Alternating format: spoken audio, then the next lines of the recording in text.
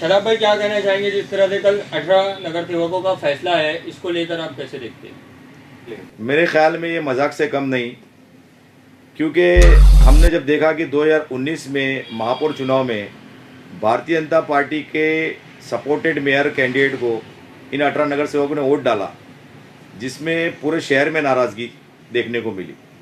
लोग कांग्रेस से नाराज़ थे। कांग्रेस के लीडरान ने कहा कि नहीं, ये गलत हुआ है। कुछ शोएब गुड्डू ने स्टेटमेंट दिया कि शर्मनाक बात है। 18 लोग बंदखोरी किए, बहुत ही शर्मनाक और बेकार, मतलब बहुत ही गलत काम किया उन लोगों ने। और उनकी सज़ा, जो 18 नगर सेवक ने गद्दारी किया है पार्टी से, उनको कोकण भवन में हम लोग सब लोग पूरा प्रोसीजर फॉलो किए हैं और डिस्क्वालीफाई जितने जल्द से जल्द हो सके इंशाल्लाह उनको डिस्क्वालीफाई करेंगे।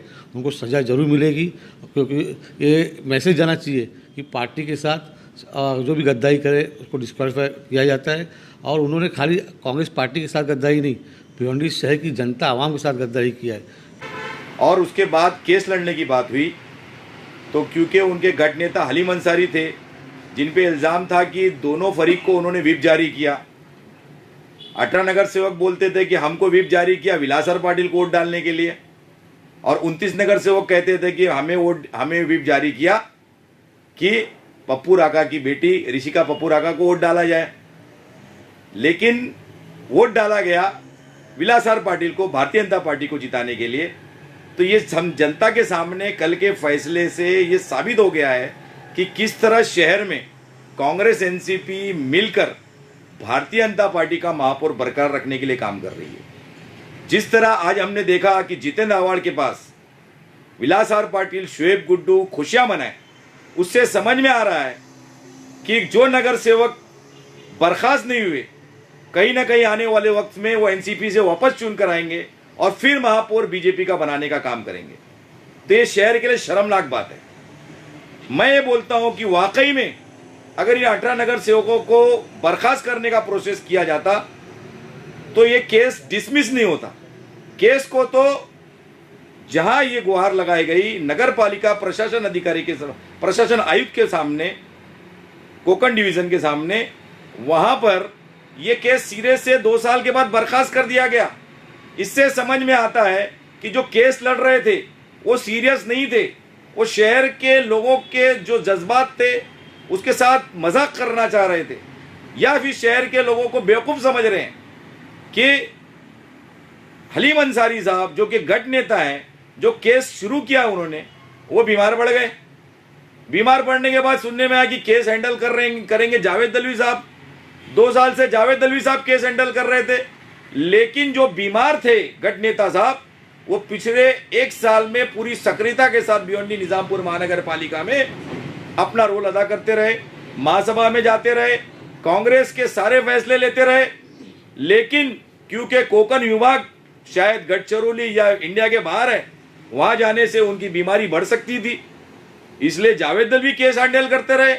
लेकिन जावेद दलवी साहब कितना सीरियसली केस हैंडल किए, ये सबके सामने आ गया है कि किस तरह भारतीय जनता पार्टी से पैसे लेकर कांग्रेस और एनसीपी ने शहर के लोगों के जज्बात को मजरू किया है। और शहर के लोगों के बीच में ये पैगाम जा चुका है कि कांग्रेस और एनसीपी सिर्फ और सिर्फ पैसे की सियासत करती है, और पैसे की बुनियाद पर सत्ता हासिल करने के लिए वो कहीं भी आ सकती है। तो शदाब भाई, जैसे देखा है कि जो 29 बचे हुए कैंडिडेट है कांग्रेस के, तो उसको लेकर आप कैसे देखते हैं, क्योंकि कहीं ना कहीं उनके साथ भी नाइंसाफी हुई है? देखिए, या तो वो 29 नगर सेवक दोषी है या तो ये 18 नगर दोषी है। ये तो बतला सकती है कांग्रेस, लेकिन कांग्रेस तो बतलाने को तैयार नहीं। कांग्रेस अगर जो आरोपी ये 18 नगर सेवक थे, तो उनके माजी के जो अध्यक्ष है वो आज एनसीपी के सरबराह बने बैठे हैं। उन 18 नगर सेवकों के साथ उन्होंने मिलकर जो गेम खेला, उसके इनाम में एनसीपी के वो आज सरबराह बने बैठे हैं। और सबसे बड़ा योग ये है कि ये पूरे प्रकरण में अगर ये माना जाए कि सपोज कांग्रेस सच्ची है, तो इसका मतलब कांग्रेस के ये हालात हो गए हैं कि शरद पवार की जूती के बराबर हो गई है इनकी हैसियत। जिस तरह रशीद ताहिर बोल रहे हैं कि ये जो है सियासी खेल हुआ है, तो आप सत्ता में नहीं है क्या? कांग्रेस महाराष्ट्र में सरकार में नहीं है क्या? एनसीपी सरकार चला रही है, एनसीपी के दबाव में कांग्रेस जमीन के तलवे चाट रही है क्या? ये सब सबके सामने आ रहा है। तो कहीं ना कहीं ये समझ में आता है कि आज जिस तरह की मैंने स्टेटमेंट में सुना, कांग्रेस के अध्यक्ष रशीद ताहिर मोमिन साहब का, वो वकील है, उन्होंने स्टेटमेंट दिया कि हम प्रथम अपील अधिकारी के यहाँ जाएंगे, नगर रचना विभाग में हम नगर विकास मंत्रालय में हम अपील करेंगे और उसके बाद हाईकोर्ट और सुप्रीम कोर्ट जाएंगे। लेकिन पहला केस क्या आप देख रहे नहीं थे क्या? आप 6-7 महीने से अध्यक्ष हैं कांग्रेस के, आपने देखा नहीं, अध्ययन नहीं किया कि केस क्या चल रहा है? केस पे फैसला आने वाला था, केस कौन लड़ रहा है, कैसे लड़ रहा है?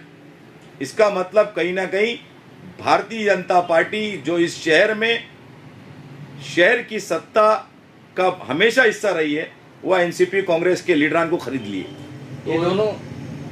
ये दोनों की कांग्रेस पार्टी और एनसीपी में जो ये मैटर चल रहा है, इसमें जनता का नुकसान हो रहा है कि नहीं? बिल्कुल हो रहा है।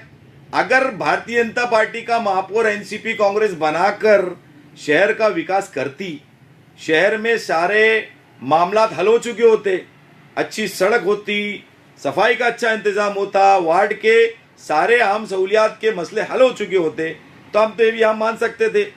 हमारा शहर आज ऐसा लग रहा है कि जो भी डेवलपमेंट के जो भी काम हमारे प्रलंबित है, ऐसा लगता ही नहीं कि महानगर पालिका है, ऐसा लगता ही नहीं कि महानगर पालिका है। और इसका मूल कारण यही नगर सेवक लोग हैं, इनको मालूम है पैसे की बुनियाद पर चुनकर आएंगे। तो ये करोड़पति अरबजोपति के पीछे ये लीडरान घूमकर इनको वापस चुनकर देने के लिए काम कर रहे हैं सबके सामने। शादाब भाई, जिस तरह से देखा है तो 18 नगर सेवक जो बागी हुए थे वो शोएब गुड्डू साहब की अध्यक्षता में हुए थे और आज भी उनके अध्यक्ष शोएब गुड्डू साहब है। तो इस मेयर गेम में कहीं ना कहीं आपको क्या लगता है शोएब गुड्डू साहब का क्या रोल रहा होगा? अरे खुली किताब है। शोएब गुड्डू साहब ने 2 तरह के स्टेटमेंट दिए हैं, सारे न्यूज चैनल पे हैं। पहली चीज तो ये कि रिसेंटली जो उन्होंने स्टेटमेंट दिया है, जो सबके सामने है, जो आपको याद है कि उन्होंने स्टेटमेंट में कहा है कि मैंने उन 18 नगर सेवकों को पार्टी से निकाल दिया था। तो ऐसा कैसा निकाला था कि पूरे शहर में किसी को मालूम ही नहीं पड़ा, किसी न्यूज चैनल पे नहीं आया कि उन 18 नगर सेवक को महापौर चुनाव से पहले शोएब गुड्डू ने पार्टी से निकाल दिया था। तो कहीं ना कहीं ये प्री प्लान गेम था जिसमें कांग्रेस के लीडरान उस टाइम के, जो आज एनसीपी के लीडर बन चुके हैं, वो शामिल थे। और आज भी कांग्रेस के जो अध्यक्ष हैं, कांग्रेस के जो लीडरान हैं, वो भी इस खेल में मुलविस है, पैसे के खेल में। यह हमारा इल्जाम है। तो आप लोगों को क्या करना चाहिए आपके हिसाब से? देखिए, मजाक जो शहर की जनता के साथ बनाया जा रहा है, इसका सबक जो है 2022 म्युनिसिपल कॉरपोरेशन में जनता इनको सिखाएगी। इनकी सारी कहानियां विधानसभा में देखी लोगों ने, किस तरह खड्डों के शहर में इन्होंने झोंका, तभी तो शहर की जनता ने इनको पछाड़ दिया, इनको नकार दिया। 43,000 वोट एमआईएम को मिले। तो ये सबके सामने है।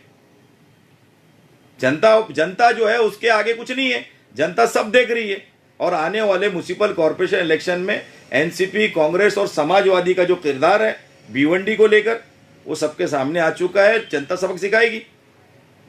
शादाब भाई, एक सवाल और कि जिस तरह से देखा जाए तो अभी भिवंडी में कांग्रेस एनसीपी का आगमन हो चुका है और आए दिन तरह तरह के जो मंत्री भिवंडी में आते रहते हैं, इसको लेकर क्या कहना चाहेंगे? उनका कुछ काम दिखाई नहीं दे रहा है भिवंडी में और सिर्फ उनका सत्कार समारोह किया जा रहा है।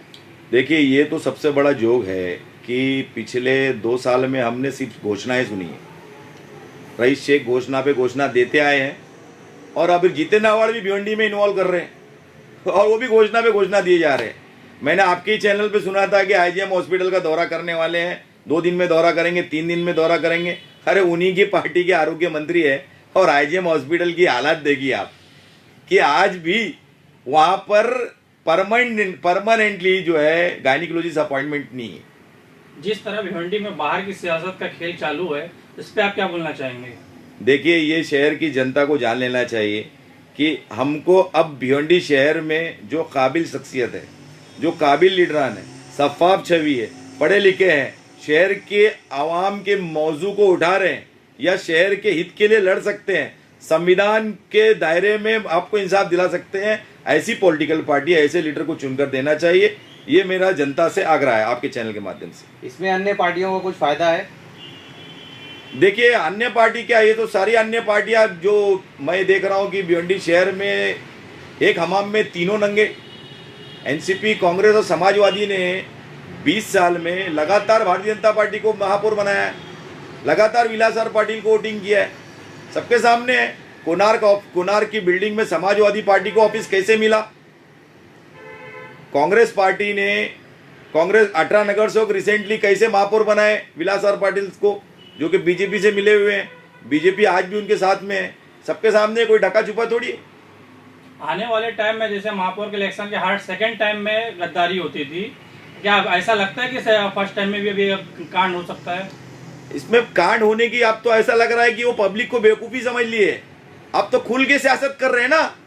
आप देखिए, जितना अवार्ड के बाद आज विलासर पाटिल साहब साथ में गए, भारतीय जनता पार्टी के महापौर उनके साथ में घूम रहे, जिनके लिए आज से 10 दिन पहले एक फेसबुक पे, एक सोशल मीडिया पे एक फोटो वायरल हुआ विलासर पाटिल के साथ में, तो शोएब गुड्डू स्टेटमेंट दे कि हमारा कोई ऐसा लेना देना नहीं है, कुछ नहीं है। आज साथ में खुल के लिए घूम रहे हैं। इसका मतलब ये शहर की जनता को बेवकूफ समझ लिए।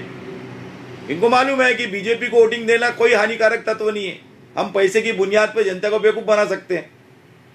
तो शराब भाई, जैसे देखा है चुनाव का दौर चालू हो गया और हर पार्टी अपना मेयर बनाने का जो है दावा कर रही है। तो और आज जितेंद्र अवार्ड साहब के पास प्रतिभा पाटिल जो कि धन्यवाद देने गए थे अवार्ड साहब का, तो इसको देखते हुए क्या कहीं ना कहीं एनसीपी का फिर से वही चेहरा नजर नहीं आ रहा है? देखिए, एनसीपी का संचालन कौन कर रहा है भिवंडी में, ये जग जाहिर हो चुका है कि किस तरह शरद पवार माजी में भारतीय जनता पार्टी से उनकी जो ताल्लुकात है, भारतीय जनता पार्टी से उनकी जो कुर्बत है, वो सबके सामने आ गई है। और आज विलासर पाटिल जो है वो एनसीपी के सपोर्टेड महापौर है। ये कोई डपा छुपा नहीं है, ये आपके सामने है। इस सवाल का जवाब क्या देना, शहर में सामने दिख रहा है।